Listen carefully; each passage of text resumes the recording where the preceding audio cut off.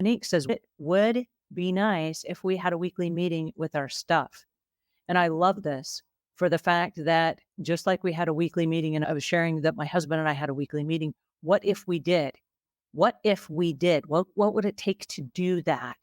And if we were just to focus consciously, and it might be like every Sunday morning, you just step inside your closet and you have a couple of minutes where you just look around and say, is there anything that really doesn't belong in my life anymore? Mm. Have I moved on this week? And maybe there are items around your house that as you walk through, you're like, why is that there? I did this not too long ago. I was taking a load to the every Saturday in our Hoarding World group. We take stuff that we no longer need, use, or want. And I opened a closet and I was storing a bunch of these trinkets. They were like little things that had flower arrangements and whatever in them. And as we had remodeled and renovated our house at different times, they just kind of got pushed in the closet, never to be seen or used again. And I was like, why are those still here? And I asked myself in one of these moments, am I really ever going to take that out and put it again in my house? And the answer was no, I'm done with it. Okay, so why is it still here? And I was like, you know what? I give myself permission to put this in the back of the car and I'm taking this on today's Saturday donation. Yeah. And so my husband opens the trunk. He's like, whoa, you're giving all our good stuff away. I said, I know, right? Do you want any of this?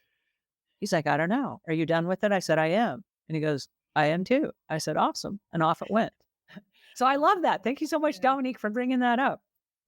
Well, the first step is even having the self-awareness of what we're doing. Most Mhm. people, most of us do these things that are self-destructive without even realizing. Just the ability to see what we're doing and understanding what is coming from is a huge step into our healing because then we know what we're dealing with.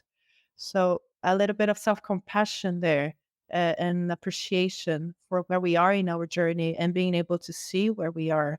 And from there, we can start creating a better environment to shift now that you know what to do and to catch yourself in these moments to create space, to take a breath and maybe not necessarily do something else, but allow yourself to not do anything, maybe. Allow yourself to stay there in the emptiness and just with yourself. That can be scary. Yeah, it is. It is super scary, but it's much easier than we think. Our minds make it scary. Our minds make it harder. But when we step into it, it is not as hard as it looks like.